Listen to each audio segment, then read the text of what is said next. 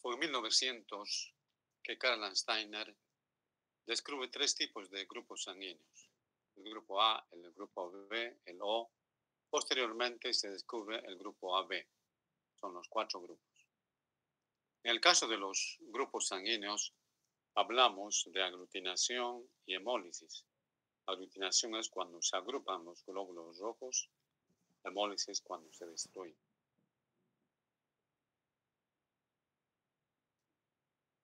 Existen muchos grupos sanguíneos, por lo menos unos 30 antígenos, pero los que producen reacción antígeno-anticuerpo son el OAB y el factor RH. Por eso que estudiamos estos factores, factor ARH y el sistema OAB. Aquí tenemos un cuadro. Cuando hablamos de grupos sanguíneos, hablamos de genotipos. El grupo O se abrevia O para el grupo sanguíneo, pero para los genotipos se utiliza OO. El tipo sanguíneo A tiene los genotipos OA o AA. El tipo sanguíneo B tiene el genotipo BB o OB. El AB, el tipo sanguíneo AB tiene el genotipo AB simplemente. Los aglutinógenos. Los aglutinógenos llegan a ser los antígenos. En el caso de los grupos sanguíneos se llama aglutinógeno el antígeno. El O, tal como se ve aquí, no tiene aglutinógenos, pero sí tiene aglutininas anti-A y anti-B. Por eso se dice que el O es un donador universal. En cambio, el A y el B no tienen aglutininas. Se dice que es receptor universal. Luego tenemos el A, que tiene aglutinógenos A y aglutininas anti-B. El tipo B, tipo sanguíneo B, tiene aglutinógenos B y aglutininas anti-A. Este es el porcentaje de presentación. El O es el que más abunda. Esto ya hemos repasado en la anterior clase. Aquí tenemos otra vez el cuadro. Las edades de presentación. Hemos visto cómo las aglutininas se van a formar hasta los 10 años de edad más o menos. Después disminuye su producción. Origen de las aglutininas. Se producen en el plasma, ¿no? La mayoría son inmunoglobulinas IgM o IgG. Se producen en las células de la médula ósea y los ganglios linfáticos. Las aglutininas se forman porque hay pequeñas sustancias parecidas al A y al B a través de los alimentos, las comidas, las bacterias y otras formas que van a formar los anticuerpos o las aglutininas. La aglutinación se diferencian el IG, la inmunoglobulina IgG y la inmunoglobulina M. La IgG tiene 2 sitios de unión, en cambio la inmunoglobulina M tiene 10 sitios de unión. Pero una tipificación de la sangre. El factor RH es el otro grupo.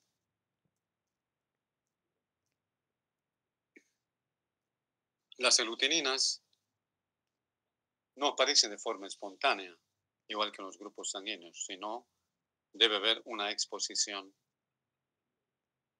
a un antígeno RH. Existen 6 tipos frecuentes, donde el más antigénico es el D.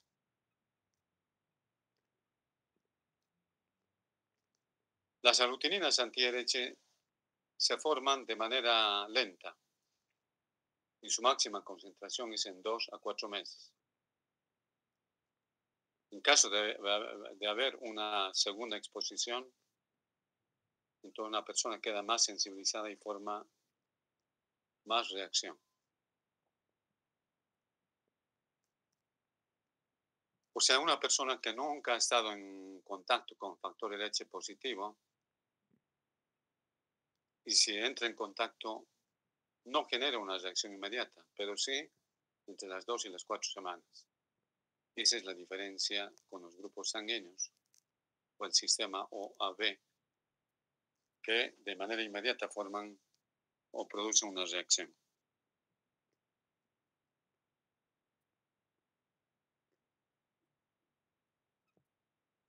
La eritroblastosis fetal es la incompatibilidad de sangre. Es cuando la madre es RH negativa y el hijo es RH positivo. Como les mencionaba, las sangres nunca se mezclan. La sangre del feto con la sangre de la madre no se mezclan. Pero sí vamos a ver que durante el parto se rompen vasos y pasa sangre del niño a la madre. Y la madre comienza a formar anticuerpos que van a retornar al niño.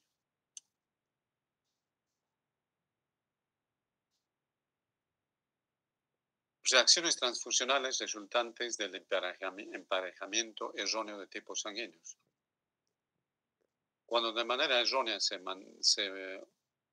combinan dos tipos de sangre, las aglutininas receptoras van a aglutinar a las células donantes.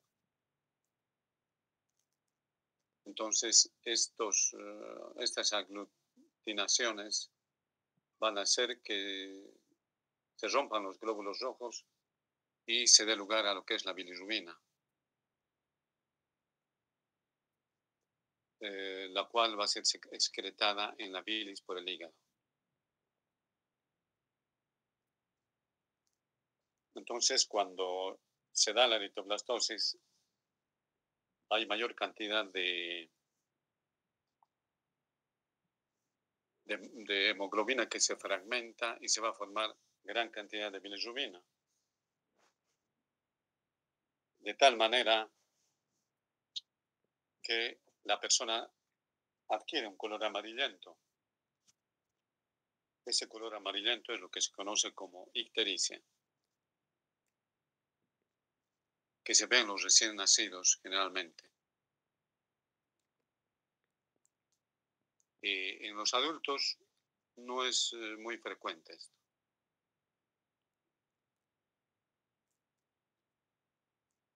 Porque el pigmento biliar es el que va a contener la bilirrubina que viene de la formación o la destrucción de la hemoglobina y se va a formar la bilirrubina.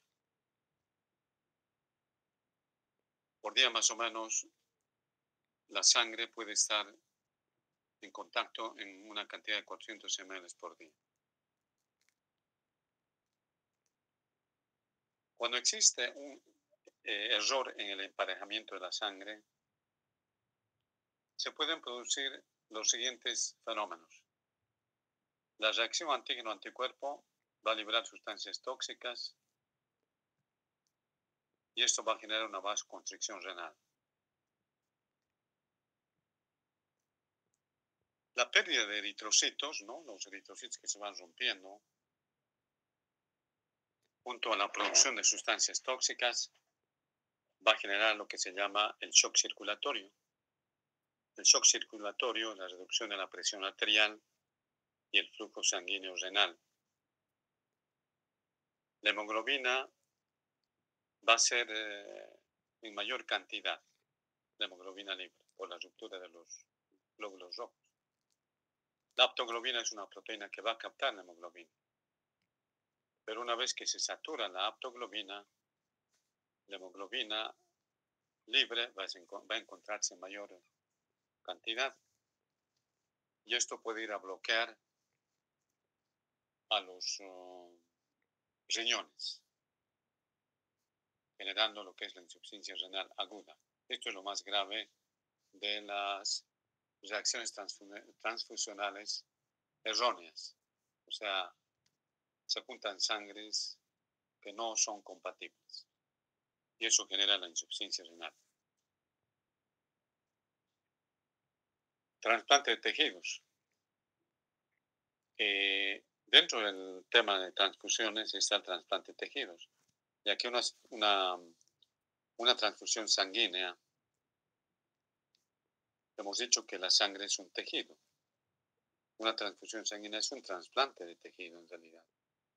Por eso que acá también se agrupan o se ven los diferentes trasplantes de tejido, que pueden ser de 4 tipos: el autoinjerto, el isoinjerto, el aloinjerto y el senoinjerto.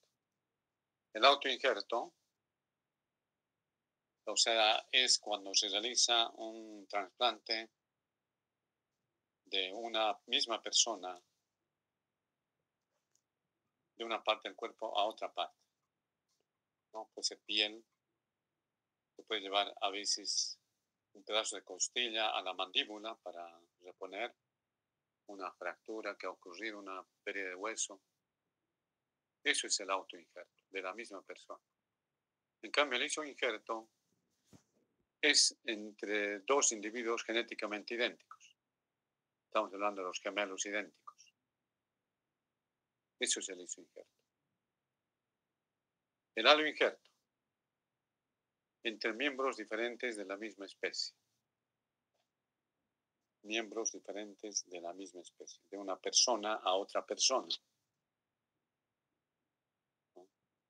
En cambio, el senoinjerto, aquí tienen la imagen, entre individuos de diferentes especies. Ustedes saben muy bien, los animalitos son individuos que nos están permitiendo hacer trasplantes. Está haciendo trasplantes de personas a los animales para producir el crecimiento de un tejido, por ejemplo, o de los animales a la persona. Algunos tejidos, como los riñones, se están llevando a los seres humanos.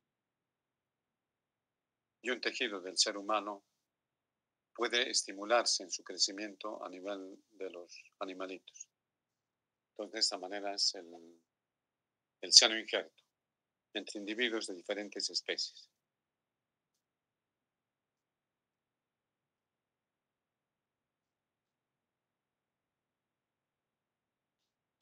Intentos de superar las reacciones inmunitarias en los tejidos trasplantados.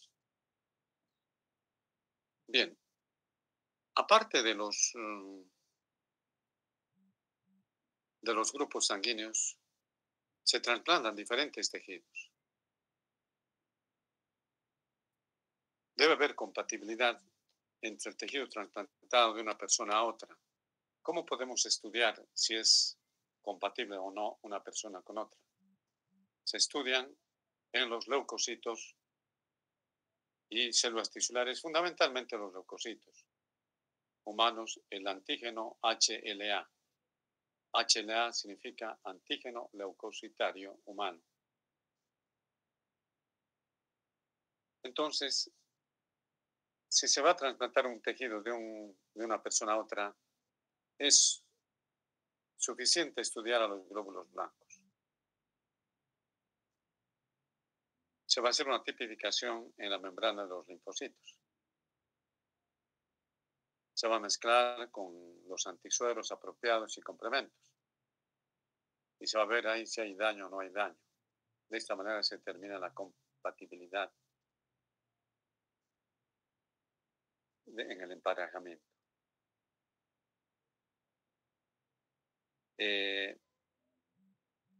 La compatibilidad generalmente se da entre hermanos, entre padres e hijos y entre gemelos. Ahí no hay rechazo.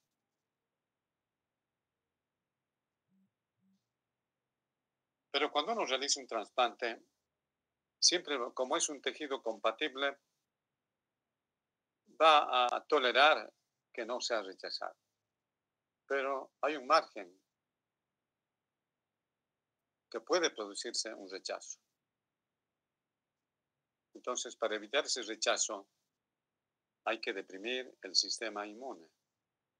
Hay que suprimir quienes van a generar la inmunidad son los linfocitos T.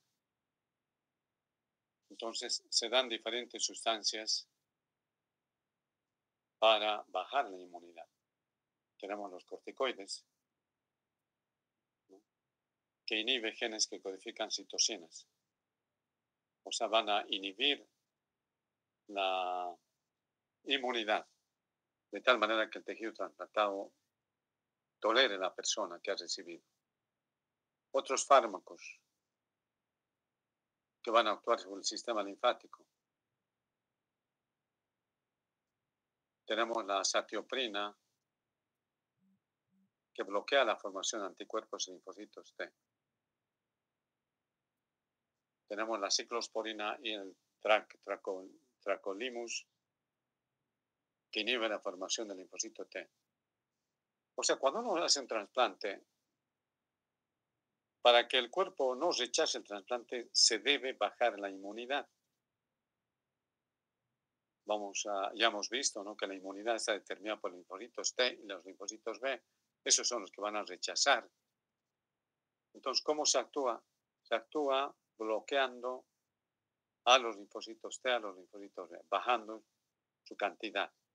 Y se utilizan las sustancias que están acá, ¿no? Algunos medicamentos como la acetoprina, otros medicamentos, la ciclosporina, el tracolimus. También se puede hacer tratamientos inmunodepresores con anticuerpos. Bien, con esto hemos terminado el tema de grupos sanguíneos. Vamos a pasar a otro tema, el tema de hemostasia y coagulación. Un ratito.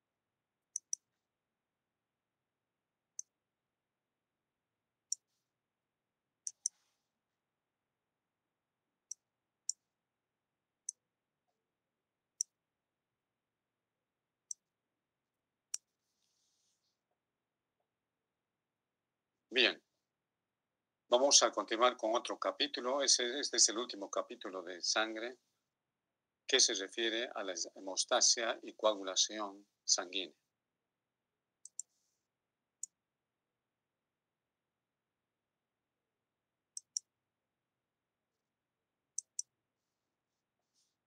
¿Qué es la hemostasia? La hemostasia es la prevención de la pérdida de sangre. Todos los procedimientos que hace el organismo para evitar la pérdida de sangre. Eso es la hemostasia.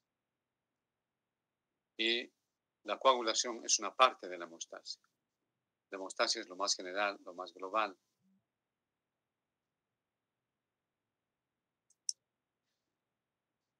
Cuando existe un daño a un vaso, tal como ven en la imagen acá, se produce un espasmo vascular. Fíjense, el espasmo vascular ha disminuido el diámetro del vaso.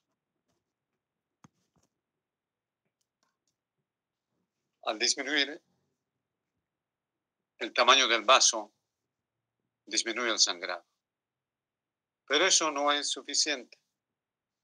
Existe un segundo acontecimiento en la hemostasia, la formación del tapón de plaquetas. Aquí está. Se forman las plaquetas, se agrupan, no es que se forman, sino que se agrupan las plaquetas ya formadas y van a cerrar el vaso. Y luego, en tercer lugar, viene la formación del coágulo de sangre. Aquí hay hilos de fibrina, una red donde se atrapan glóbulos rojos, glóbulos blancos, etc. Y se forma el coágulo sanguíneo. Posteriormente, en este coágulo se produce el cuarto evento, proliferación de tejido fibroso en el coágulo.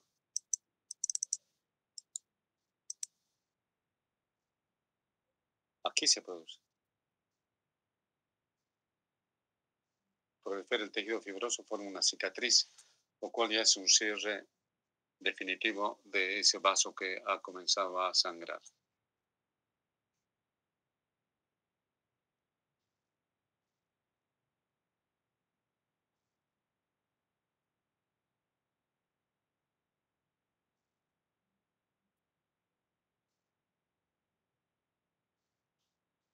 Hemos visto entonces el primer acontecimiento, que es el espasmo vascular. ¿De qué resulta la contracción? Es cuando hay un daño en el vaso. Se rompe un vaso, tal como ven acá, un daño directo de la pared vascular. Inmediatamente hay un espasmo miógeno local, o sea, hay una contracción del músculo del vaso. Y van a aparecer factores autacoides locales de tejido y plaquetas. Las plaquetas van a liberar el tromboxano A2, que es un vasoconstrictor. También hay fenómenos nerviosos, lo cual genera reflejos nerviosos, ¿no? E impulsos del daño que se ha producido en esta zona.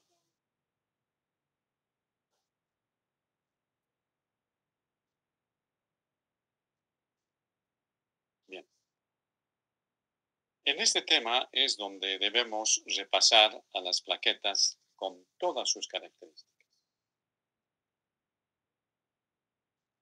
Vamos a comenzar diciendo que cuando se rompen pequeños vasos, se produce el tapón plaquetario. Por ejemplo, en este momento estamos sentados en una silla, hay presión a nivel de las nalgas y ahí se rompen capilares. Pero de inmediato vienen las plaquetas y taponan. A eso se llama tapón plaquetario. Otra vez se regenera y vuelve a la normalidad del tejido. O cuando recibes un golpe, un trauma al hacer una actividad deportiva, rompes capilares. Pero no se ven hemorragias, nada, porque son las plaquetas que van y taponan. Especialmente esto se ve en los capilares. Se tapona y otra vez se regenera el endotelio, vuelve a la normalidad. La concentración normal de plaquetas es de 300.000 en promedio por microlitro, pudiendo extenderse de 150.000, los valores extremos, mínimo 150.000, máximo 450.000 por microlitro, pero el promedio es de 300.000. Tiene una vida de entre 8 a 12 días. Esa es la vida de las plaquetas. Ahora, otras características de las plaquetas. Tienen un diámetro de 1 a 4 micrómetros. No tienen núcleo. En su citoplasma van a presentar muchas sustancias, proteínas contráctiles que tienen actina, miosina y trombostenina. También tienen el retículo endoplásmico y el aparato de Golgi. El aparato de Golgi es el lugar donde se sintetiza y se almacena el calcio. Tiene mitocondrias, cuya función es la de sintetizar el ATP y el ADP. Tiene sistemas enzimáticos para la síntesis de prostaglandinas. Tienen un factor que es el factor 13, estabilizador de la fibrina. sea, ese lugar donde se produce el coágulo o se va a producir las plaquetas que se aglomeran, va a haber fibrina.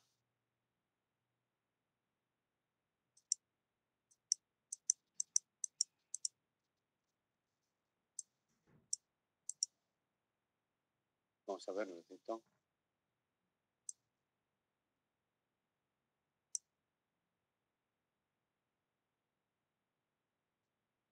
Aquí está. En este donde dice coágulo de fibrina, vemos una red de fibrinas. Son hilos de tejido en todo el orificio. Eso es gracias a las plaquetas.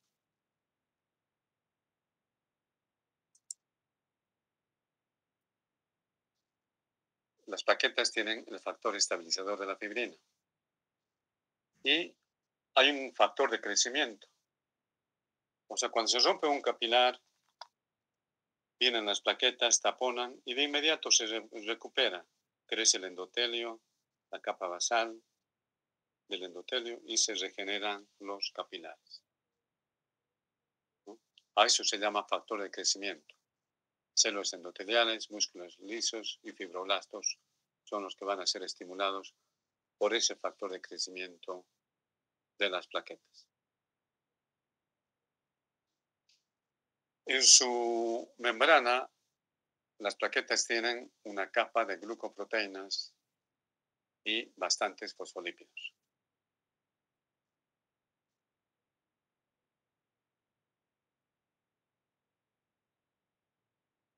Donde también van a hacer que regenere el colágeno. El 50% de las plaquetas se eliminan en el vaso.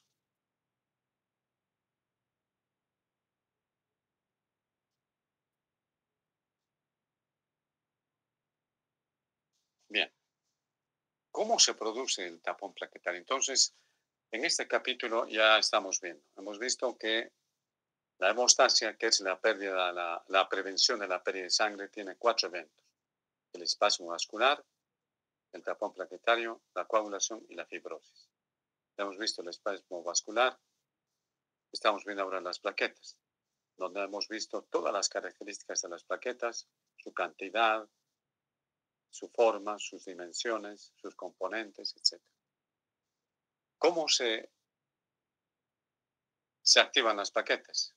¿Cómo se da el mecanismo del tapón plaquetario? Ese lugar donde ha sido roto, el vaso que ha sido roto, lesionado,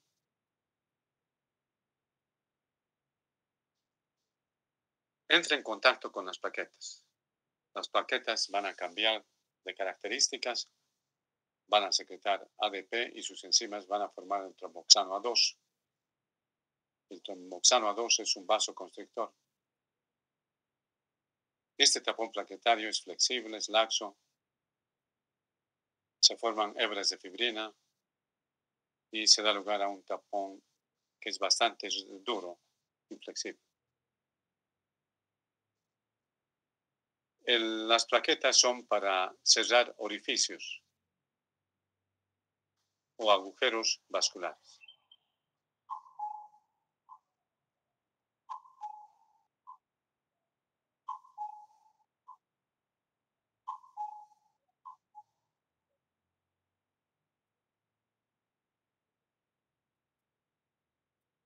Bien, reitero, la hemostasia es la prevención de la pérdida de sangre, tiene 4 eventos: espasmo vascular, tapón plaquetario y la coagulación.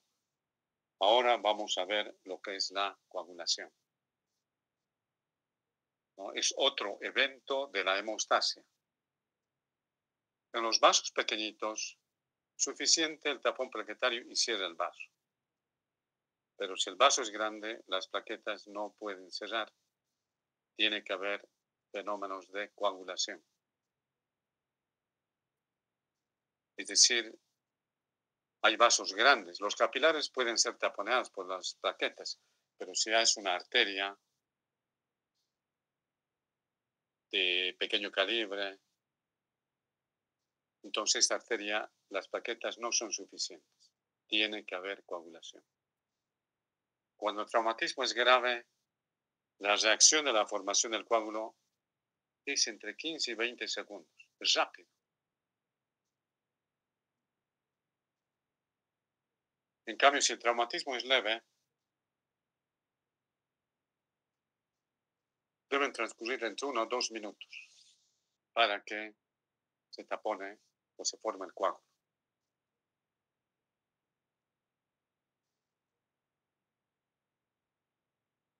Aquí tenemos un vaso que se ha roto, un vaso lesionado. Las plaquetas se aglomeran y se colocan ahí. Aparece una red de fibrina y se forma el coágulo. Estamos en esta etapa.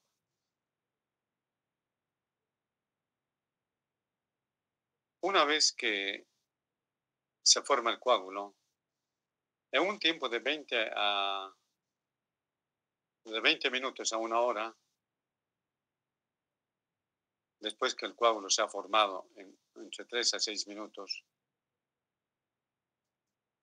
este coágulo se retrae. Se vuelve más pequeño. Esto hace que el taponamiento sea bastante rígido, fuerte, y no sangra más el vaso. Posteriormente a la coagulación, ya se ha retraído, está bien cerrado. Ocurre acá lo que es la fibrosis. Hay una organización fibrosa o el coágulo se disuelve. Se disuelve y crecen las células para cerrar. De esta manera, entonces, el coágulo tiene dos caminos. Uno, la disolución del coágulo, y otro es la organización fibrosa del coágulo. O sea, en la organización fibrosa, a ese coágulo van a invadir diferentes sustancias de tejido conjuntivo, ¿no? Y en 1 o 2 semanas van a cerrar de manera definitiva mediante un fenómeno de una cicatrización. Y de lo contrario, se disuelve el coágulo y se regenera todo el tejido, todas las capas del vaso.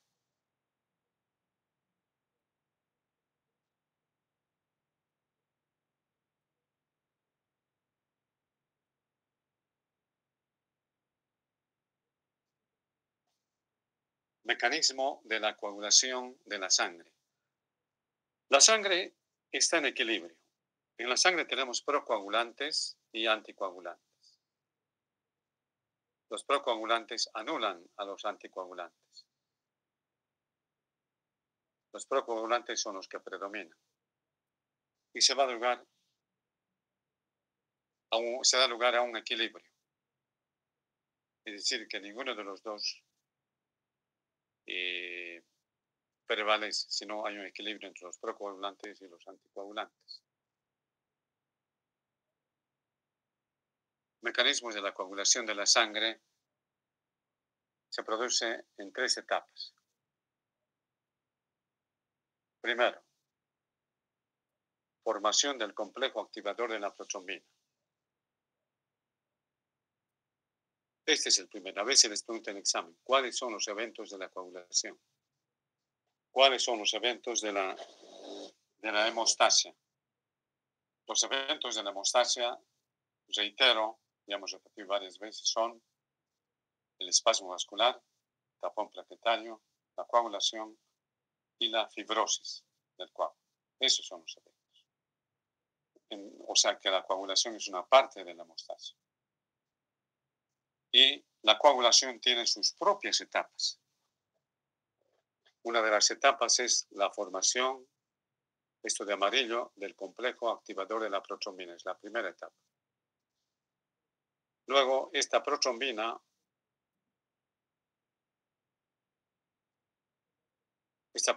va a transformar la protrombina en trombina, este activador de protrombina. Esta, a su vez, la trombina va a convertir o va a actuar sobre el fibrinógeno para transformarlo en hilos de fibrina. Aquí a la derecha tenemos un resumen de todos los elementos que participan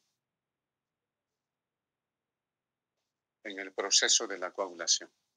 Reiteramos, primero se tiene que formar el activador de la protrombina. Acá está. ¿Qué hace este activador de la protrombina? Va a convertir la protrombina en trombina con ayuda del calcio. La trombina actúa sobre el fibrinógeno y lo transforma en monómeros de fibrina. Estos monómeros de fibrina se transforman en fibras de fibrina con ayuda del calcio. También la trombina va a estimular la formación de un factor estabilizador de la fibrina activado. Entonces vamos a tener fibras entrecruzadas formando una malla donde van a venir los diferentes componentes celulares de la sangre y van a formar el coágulo.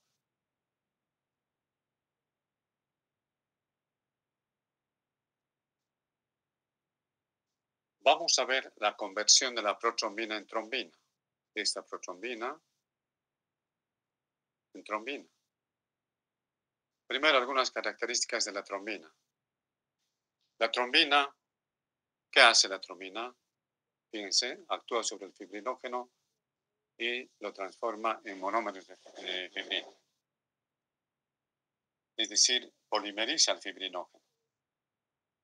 Y lo hace en 10 a 15 segundos. Hay un factor limitador de la velocidad de la coagulación, y es la formación del activador de la protrombina.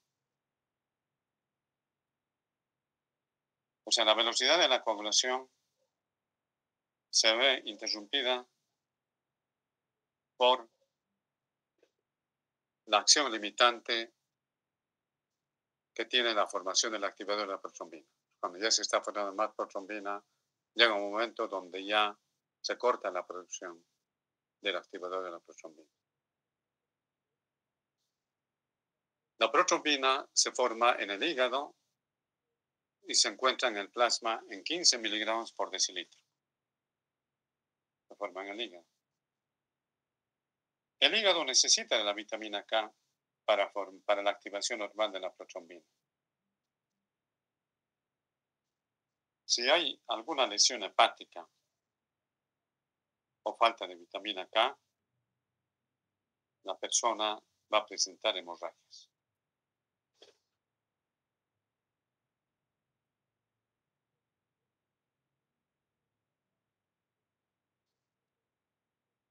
Entonces hemos visto que la protrombina se transforma en trombina, la trombina actúa sobre el fibrinógeno, se transforma en monómeros de fibrina y fibras de fibrina que va a ser una red donde se va a formar el coágulo.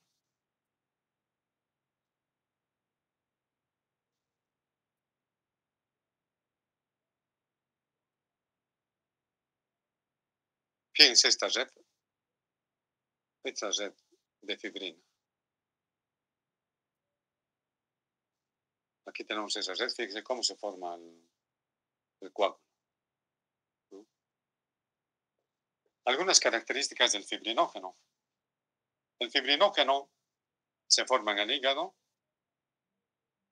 En el plasma lo encontramos entre 100 a 700 miligramos por decilitro. ¿Cuál es la acción de la trombina?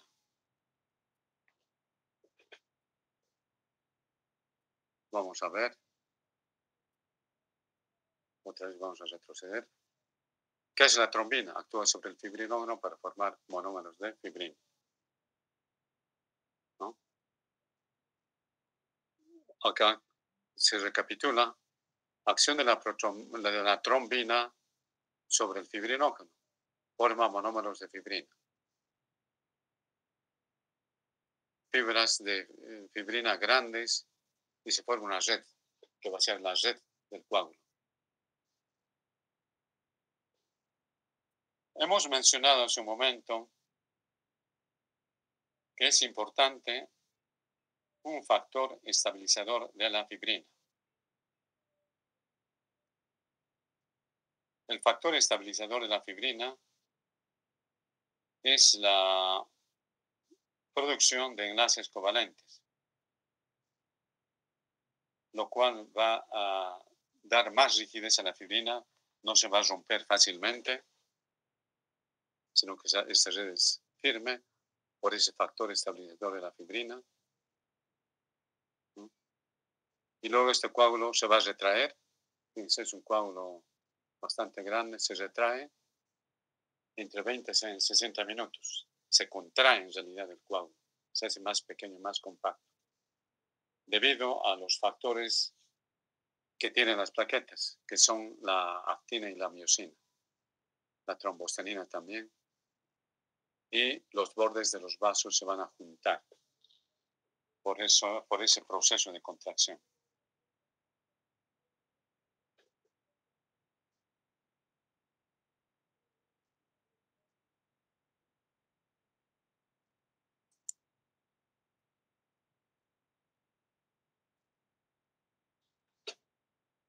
Bien,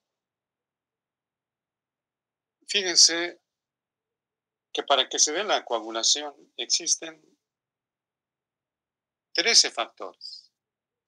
Aquí en la derecha están los 13 factores.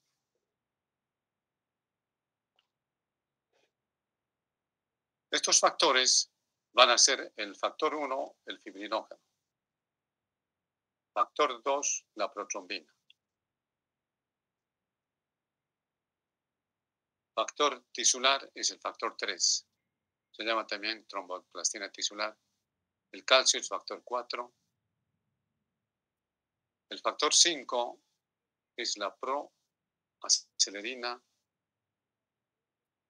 El factor 6 es un factor que no tiene mucha relevancia en el proceso de la coagulación, siempre está presente. Y saltamos al factor 7, que es un acelerador de la conversión de la protrombina sérica o proconvertina. El factor 8 es el factor antihemofílico. Hay una globulina antihemofílica llamada antihemofílica A. El factor 9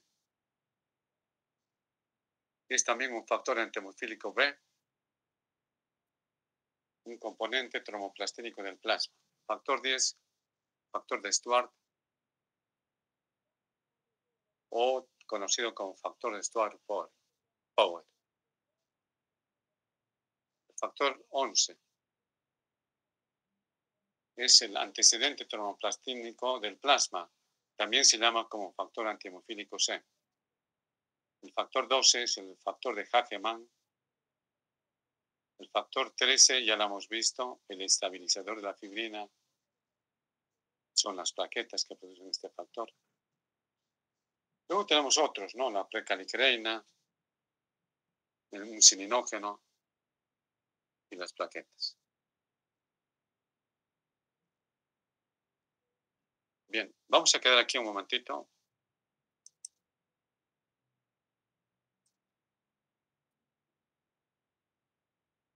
De manera de descanso.